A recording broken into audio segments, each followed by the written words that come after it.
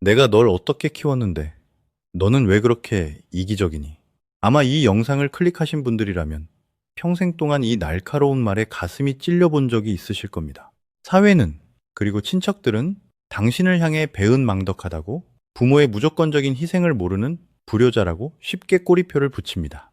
명절이나 가족 모임이 끝난 후 집으로 돌아오는 길에 알 수 없는 묵직한 죄책감에 시달려야 했죠. 하지만 오늘 저는 행동 심리학의 관점에서, 그리고 당신의 상처받은 내면을 들여다보는 사람으로서 전혀 다른 진실을 말씀드리려고 합니다. 당신이 가족으로부터 자꾸만 멀어지고 싶어 하는 그 마음, 부모님의 전화를 볼 때마다 숨이 턱 막히는 그 감정은 절대 당신이 나쁜 사람이어서가 아닙니다. 그것은 지난 수십 년 동안 감정의 쓰레기통 역할을 감당하며 억눌려온 당신의 신경계가 살아남기 위해 발버둥치는 마지막 생존 기제입니다. 당신의 무의식은 지금 너무나도 지쳐 있습니다. 우리는 이것을 마음의 빚이라고 부릅니다. 아주 어릴 적부터 시작된, 평생을 갚아도 절대 줄어들지 않는 무형의 청구서 말입니다. 스스로를 위해 조금이라도 비싼 물건을 사거나 친구들과 즐거운 시간을 보낼 때면 마음 한구석이 무거워지는 것을 느껴본 적 있으신가요? 내가 이렇게 행복해도 되나? 부모님은 고생하시는데 나만 즐기면 안 되는 것 아닌가 하는 죄책감이 당신의 뇌를 지배합니다. 휴대전화 화면에 엄마 혹은 아빠라는 이름이 뜨는 순간 당신의 심장 박동은 빨라지고 코르티솔이라는 스트레스 호르몬이 온몸으로 퍼져나갑니다. 이것은 단순한 불편함이 아닙니다. 심리학적으로 당신의 뇌가 가족이라는 존재를 안전기지가 아닌 나를 통제하고 에너지를 빼앗아가는 위협으로 인식하고 있다는 생물학적 증거입니다. 그렇다면 이 거대한 죄책감은 도대체 어디서부터 시작된 것일까요?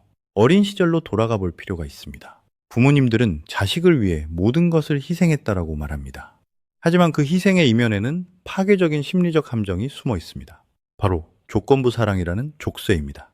겉으로는 널 위해서라고 말하지만 무의식적으로는 내가 이만큼 희생했으니 너는 내 뜻대로 자라야 하고 내 감정을 책임져야 한다는 보이지 않는 계약을 강요합니다. 전형적인 가족 내 가스라이팅의 형태입니다. 부모의 불안과 우울함, 부부관계의 불행을 어린 당신이 모두 떠안아야 했습니다. 당신이 조금이라도 독립적인 자아를 가지려고 하거나 부모의 기대와 다른 선택을 하려고 할 때마다 돌아오는 것은 차가운 시선과 한숨, 그리고 네가 어떻게 나한테 이럴 수 있냐는 죄책감 주입이었습니다. 아이에게 부모는 세상의 전부입니다. 부모의 사랑을 잃는 것은 죽음과도 같은 공포이기 때문에 어린 당신은 생존하기 위해 자신의 진짜 감정과 욕구를 철저하게 억압하는 법을 배웠습니다. 화가 나도 웃어야 했고 슬퍼도 부모님을 위해 참아야 했습니다. 당신은 사회가 칭찬하는 착한 아이가 되었지만 정작 당신의 내면은 서서히 피를 흘리며 죽어가고 있었습니다.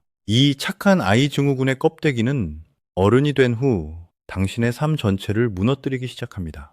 부모를 기쁘게 하기 위해 평생 자신의 경계를 내어준 사람은 직장이나 연인 관계에서도 타인에게 끝없이 에너지를 착취당하기 쉽습니다. 누군가 당신의 선을 노골적으로 넘어도 거절하지 못하고 부당한 요구에도 반사적으로 미안하다고 말하며 모든 갈등의 책임을 스스로 짊어집니다. 남들에게는 천사 같고 배려심 넘치는 좋은 사람이라는 평가를 받지만 정작 당신 자신은 텅 빈 방에 홀로 남겨졌을 때 심각한 번아웃과 이유모를 공허함에 시달리게 됩니다. 왜냐하면 당신의 소중한 생명력은 온전히 당신의 행복을 위해 쓰인 적이 단 한 번도 없었기 때문입니다. 당신의 뇌는 타인의 기분을 맞추는 데만 최적화되어 정작 내가 무엇을 좋아하고 어떤 삶을 살고 싶은지는 완전히 잊어버리게 된 것입니다. 이제는 이 잔인한 굴레에서 벗어나 진실을 마주해야 할 때입니다. 가족을 향해 당신의 신경계가 본능적으로 도망치고 싶어하는 것은 결코 당신의 도덕성이 부족해서가 아닙니다. 그것은 생존을 향한 아주 건강하고 자연스러운 신호입니다. 이 텅 빈 컵에서는 아무에게도 물을 나누어 줄 수 없듯이 당신의 영혼이 완전히 메말라 바스러져 가는데 어떻게 타인을 진심으로 돌볼 수 있겠습니까? 저는 오늘 이 심리적 감옥에 갇혀 있는 당신에게 단호하고도 따뜻하게 말씀드리고 싶습니다.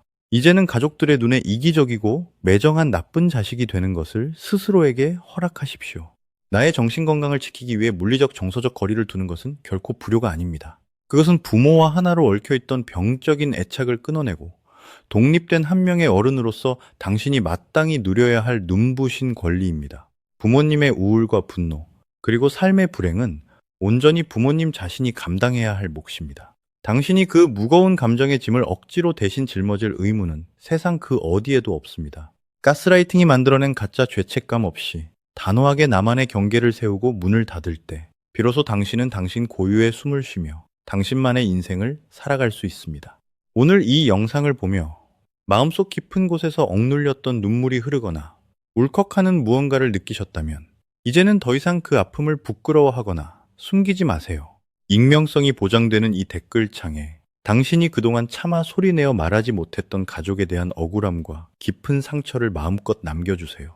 우리의 채널은 언제나 당신의 편에 서서 그 어떤 판단도 없이 당신의 아픈 이야기를 안아주고 들어줄 것입니다. 당신은 결코 혼자가 아니며 잘못된 존재도 아닙니다.